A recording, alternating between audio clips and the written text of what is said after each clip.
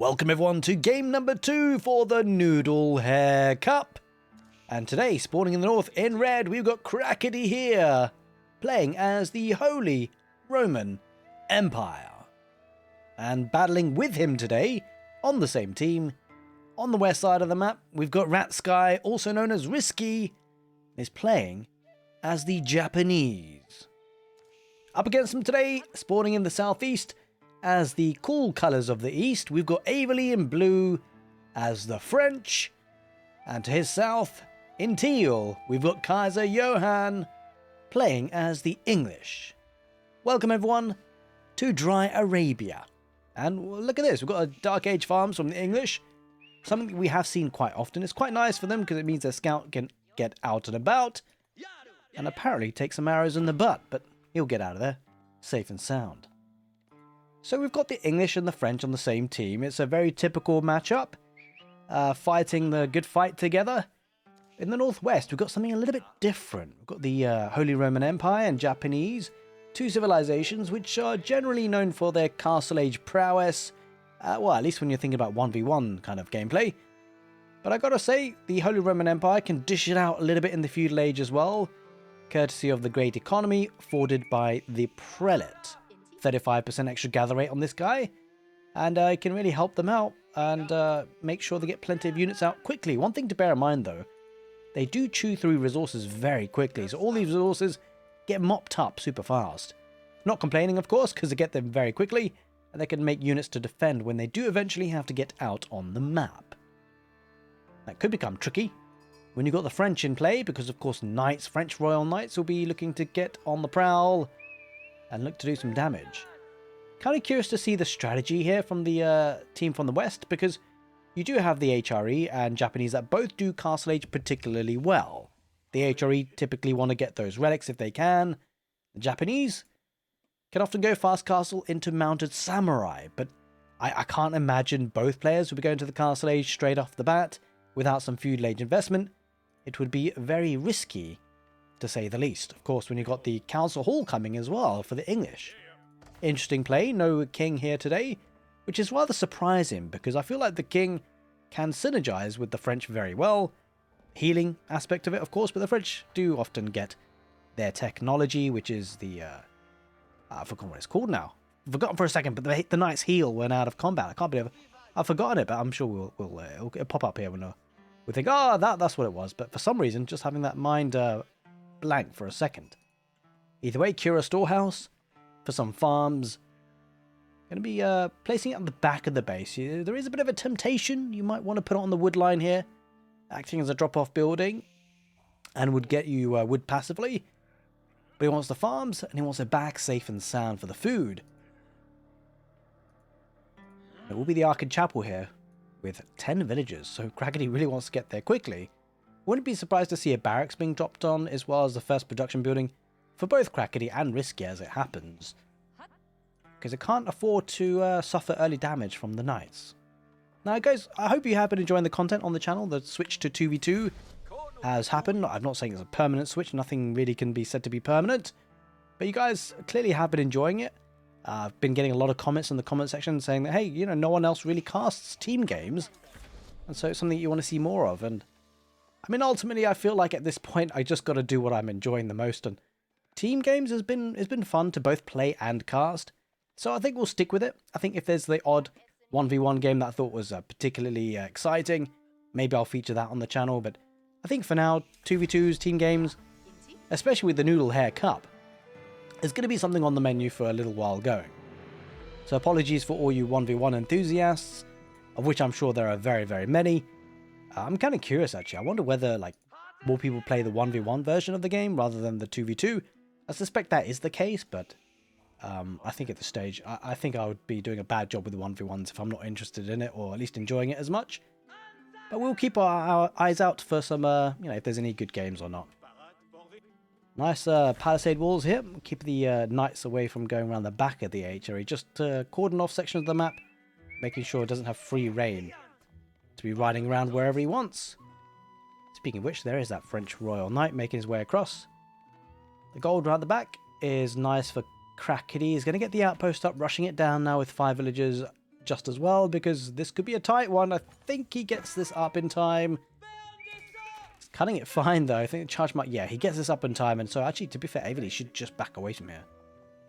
Otherwise, he's going to get a couple of arrows in the butt. Nothing to be too concerned about, though, because... oh, chivalry, that's what it was. Chivalry. That's the technology you get to make things heal on up for the knights.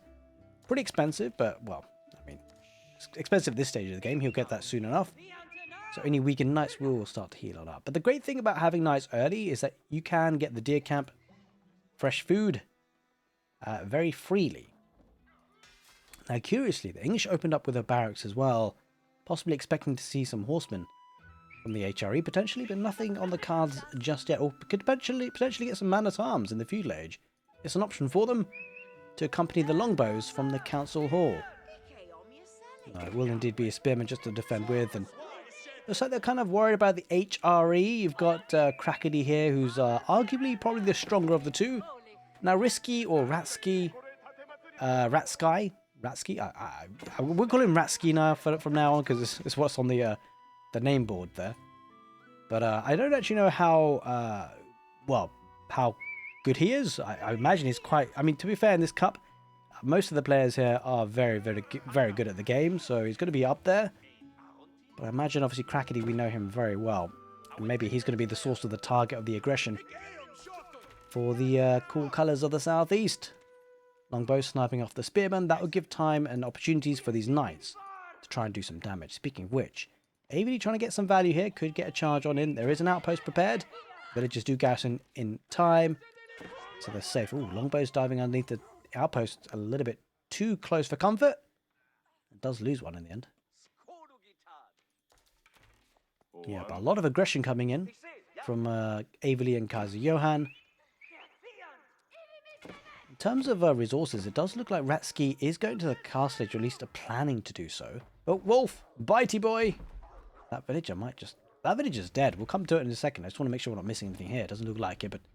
Fortunately for Kaiser Johann, that villager suffers a very, very painful death. Kind of curious that it doesn't auto-attack. Like, the villager's just building the wall, despite being bitten in the ass by a wolf. Really should make that automatically attacking it, right? Either way, floating gate landmark chosen by the Japanese. No real surprises there. Expect to see some mounted samurai, but it's going to need a good few number of them before we can do any sort of significant damage, because the feudal age army here for Aoe and Kaiser Johann is pretty expensive. Longbows and knights, kind of featuring into the strengths of these two civilizations. So Crackety here has made more of an investment into feudal age army. A whole lot of spearmen, a whole lot of archers, with marching drills, by the way. So these are faster than your usual regular spearmen archers. Could be good for diving down these longbows. The problem is, when you got 2v2s, like if it's a 1v1, you kind of can make an easy calculation when you're playing archers versus longbows. At the point you think you can outnumber them, you chase them down because your movement speed is faster. But in this sort of scenario, when you're up against knights as well, you can't really move out freely. Oh, he didn't get the charge in there. That was weird. Maybe Aoe clicked elsewhere at the worst possible time and it cancelled the charge. In any case, behind all this, looks like Kaiser Johann thinking about the castle age himself. We've got plenty of farms, plenty of food in the bank, plenty of gold. He's not far off. And it gives him a decision to... Oh, these spearmen, Crackety. He's going to make sure his partner, his teammate, is safe and secure from all these knights. Because, of course, Risky did go with the risky approach with going to castle age without really any units. So it looks like the team in the southeast recognized that and said, hey, look, you want to be greedy? Well, we're going to try and punish you for it. Looks like he might get away with it, though, courtesy of Crackety's army. Or let's scout. Jeez, did you guys see that guy fall off the scout? I love those kind of animations. But yeah, on that thought, so castle age for the English choices are White Tower, of course, or the King's Palace. I'm pretty much expecting to see the King's Palace because, well, they're not under any sort of pressure at this point. In fact, they're the ones causing the pressure. And having that eco boost behind it with the second town centre, effectively, could be a nice way to, you know, follow this aggression up. These mounted samurai do need to back away with longbows. Don't do too much damage to them because, of course, heavily armoured units. But he's suffering some losses as Crackety starts to move out. But this is where it gets very dangerous. He can't move out too much because these knights are on the prowl to catch them off on the retreat. And he might just... This is why it's so difficult for Crackety at times to move out with this infantry army. Unless he's got a sort of a really strong ball of units that, you know, can take a fight directly. Yeah, he's just going to run away. He's going to try and escape. Aveley spots it with the knights. Charges on in. Oh, this is going to get really bad. Walking into the pile of longbows. Crackety, no escape here. Oh, and this is the problem when you play with infantry units in a team game. You can suffer big casualties. Just put one step out of line. You get caught. And you're pounced on. And this is really bad for Crackety. There's not much he can do apart from just snipe out as many longbows as he can. As tries to pick up a relic there. Doesn't quite manage it. Knights keeping the relics under wraps. Yeah, it feels like it's a bit too greedy for Ratsky and Crackety in terms of what they've tried here with the Castle Age with the Japanese. And it's a bit of an unfortunate as well because arguably the HRE economy is so strong. They should be able to put a really big army together in the Feudal Age. But of course, can't do it on your own. That's good for the Castle Age approach. Would give him access to pick up some of those relics, which we will try and keep an eye out for. Hasn't had much joy just yet because of the knights covering them. A couple of mounted samurai just going to be riding away from this because, again, even though these are Feudal Age knights, there's just so many of them that they're more than tasked, they're more than capable of dealing with this small number of mounted samurai. Behind all this, by the way, King's Palace is coming up for the English. Going up with a good chunk of villagers to get there quickly, and then expand the economy behind all of this. And so it becomes really risky because Crackety doesn't have much in the way of army. He lost a lot of it. And the painful situation with that is that, well, he has to remake the army, which then he's even further away from any sort of possible Castle Age. What's really bad for Crackety now is not only did he lose the army, he's not been able to replace it quick enough. So these knights just dive on in. Kazuya is in the Castle Age himself. Looks like Aveley thinking about getting there himself too. He's got plenty of gold in the bank. Not so much on the food though. As a group of archers for Crackety does cycle around on the east, recognizing the knights are on the west side of the map. I mean, how many knights has he got? Holy moly, 11 here. And another 7 here. 18 in total.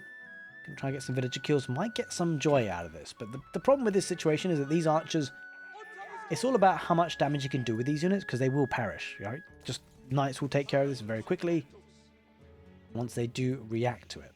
But he just, oh, he might get some value here. The villagers here scampering for their lives. I love the addition of the walls because what that means, he can go through the gate. It means that he's safe and secure from these archers around the back. Knights charging on in, but there's a lot of mounted samurai now. Those are looking good. If they can get an engagement here, maybe a bit of a trap. This is a nice wall here by Risky if he can get it up. That's a big question. I don't think he manages it in time. They will just ride on out. Maybe he might try and build small segments at a time. I think there was an escape route though. Yeah, he gets on out.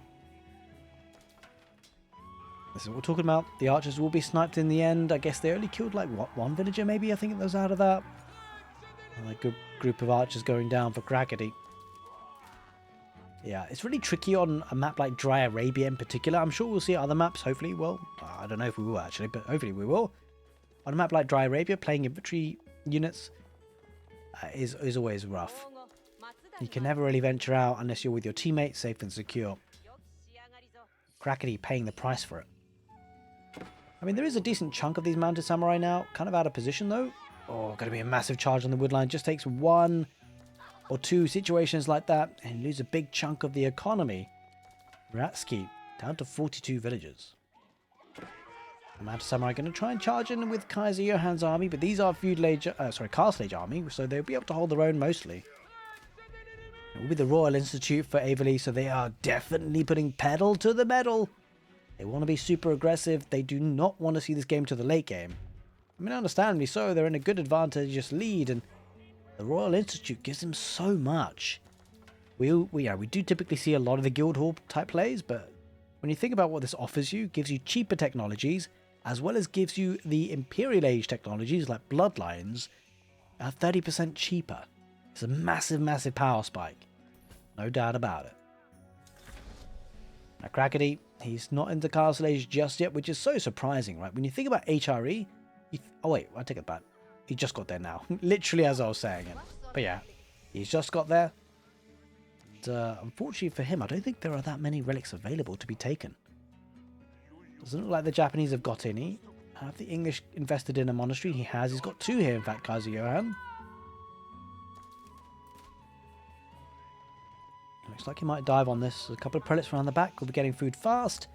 I suspect farms are, yeah, there are plenty of farms for Crackety, so that would be great for him if the game does go long, but obviously with the Royal Institute, Aoe has other ideas. In fact, as you can see, Royal Bloodlines queued up, cantled saddles, as well as the enlistment incentives, those villagers around the back.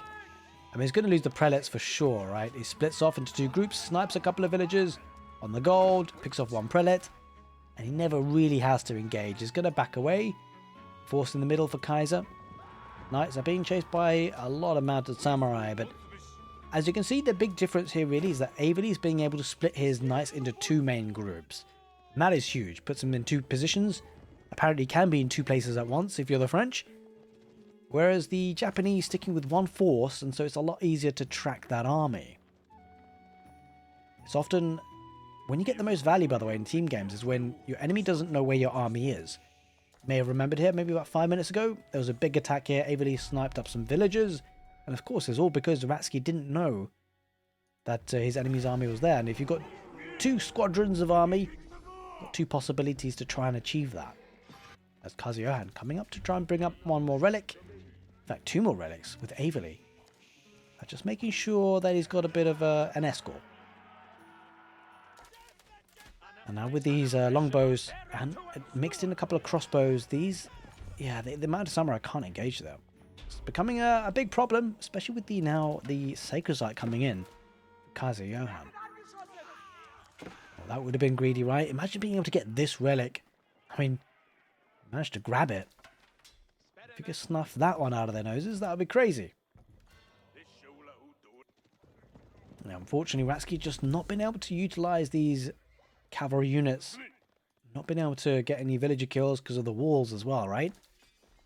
I love the addition of the walls, and when they came in, it really kind of carves up the map, keeps you safe and secure against the cavalry, which come a lot later for the Japanese, right?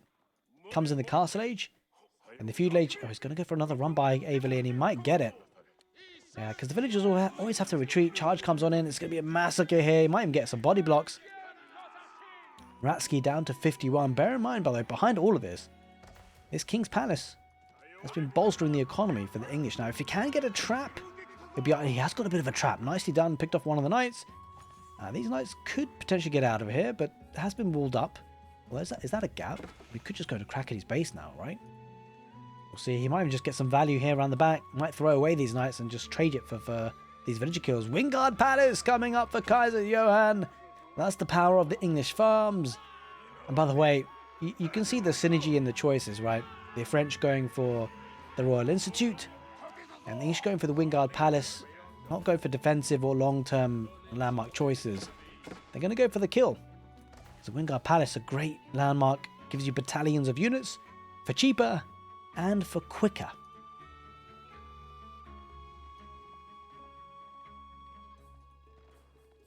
There it is. The keep going to be coming down for the French just to make sure they get the bonus. It's going to allow the stables and the archery ranges. Well, there's no archery ranges, but if they were, gives them a cost reduction by 20%.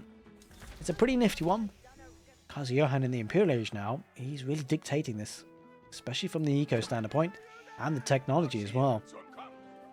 Good number of heavy man-at-arms, as well as archers from Crackety, but it feels like now he definitely needs to do damage. I would love to see the army combined though, because it feels like they need to do damage quickly, but I mean, ultimately, if Kaiser Johann and Aoe decide to jump this together, this could evaporate very quickly, and I think that's possibly what they're going to look to do. Yeah, I mean, the Japanese are nowhere to be found. The knights charge on in, spearmen brace against the man-at-arms. Now, with men-at-arms with the heavy maces, they'll work well against the knights, but here come the cavalry from the west side. Ratsky might jump on this, but there are a decent chunk of crossbows into the mix, and over the crossbows, Just target fire anything that's heavy.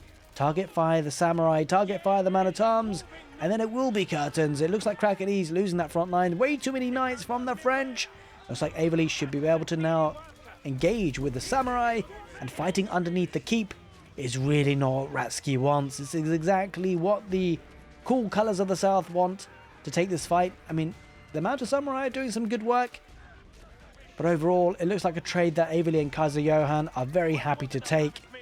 It's fighting underneath the keep after all, and I think the Mounted Samurai can't keep up. All because of the defender's advantage.